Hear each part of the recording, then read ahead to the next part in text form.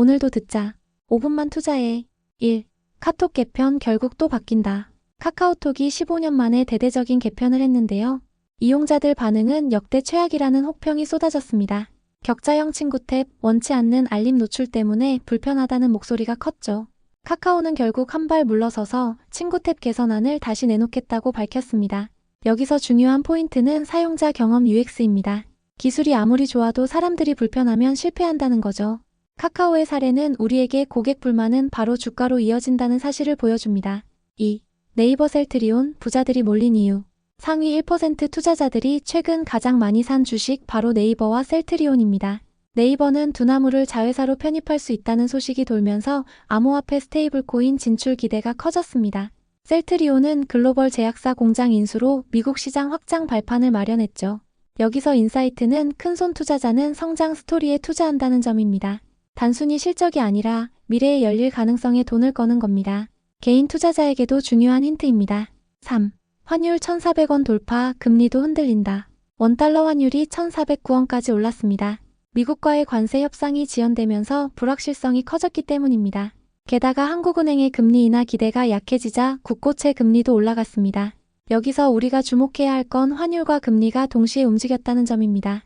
환율이 오르면 수입 물가가 부담되고 금리가 오르면 자금 조달이 힘들어지죠. 경제 전반에 이중 압박이 걸린 겁니다. 투자자라면 환율과 금리를 쌍둥이 지표처럼 함께 지켜봐야 합니다. 4. CATL 유럽까지 접수한다. 중국 배터리 1위 CATL이 스페인에 5조 9천억 원 규모 배터리 공장을 짓습니다. 놀라운 건 중국 인력 2,000명을 직접 파견한다는 점인데요. 핵심 기술을 지키려는 전략으로 풀이됩니다. 유럽은 자국 배터리 기업이 잇따라 무너지면서 대안이 없는 상황입니다. 결국 중국 의존도가 더 커지고 있죠. 여기서 우리가 볼 포인트는 기술 주권입니다.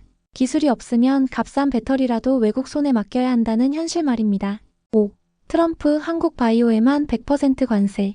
트럼프 대통령이 한국산 의약품에만 100% 관세를 때리기로 했습니다. 일본, EU는 협상으로 15% 상한을 적용받았지만 한국은 협상 미체결로 불리한 처지에 놓였죠. 여기서 주목할 점은 정치 리스크입니다.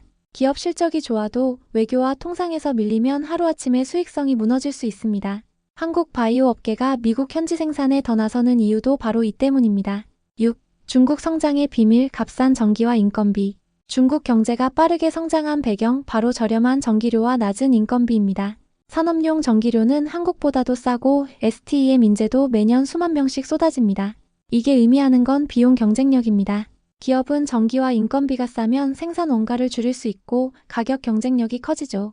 하지만 한국은 전력 인건비 구조가 다릅니다. 우리가 배워야 할 건 값싼 자원이 아니라 스마트한 에너지 효율화 전략입니다. 7. 중국 7개 첨단 산업 세계 1위.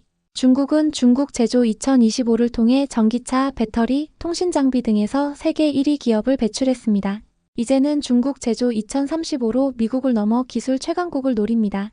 핵심은 정부의 막대한 보조금과 강력한 실행력입니다. 구글보다 늦게 시작한 자율주행도 빠르게 따라잡았죠.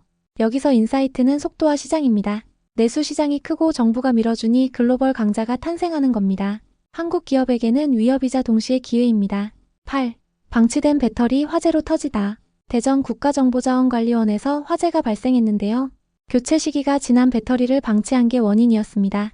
이미 민간 기업이 교체를 권고했지만 정부가 묵살했죠. 이 사건이 보여주는 건 예방관리의 중요성입니다. 돈 아낀다고 안전을 소홀히 하면 결국 더 큰 비용과 피해가 따라옵니다. 기업 경영뿐 아니라 투자에서도 리스크 관리의 본질은 같습니다. 9. 국가 전산망 올스톱, DR 시스템의 민낯. 이번 화재로 정부 전산 서비스 647개가 멈췄습니다. 문제는 재해복구 시스템이 제 역할을 못했다는 겁니다. 서버와 배터리 간격도 좁아 불길이 번졌죠. 여기서 우리는 인프라 리스크를 봐야 합니다. 눈에 보이지 않는 IT 인프라가 무너지면 사회 전체가 흔들립니다. 투자자라면 기업의 재해복구 체계, 클라우드 백업 여부까지 점검해야 합니다. 안전이 곧 경쟁력이 되는 시대입니다.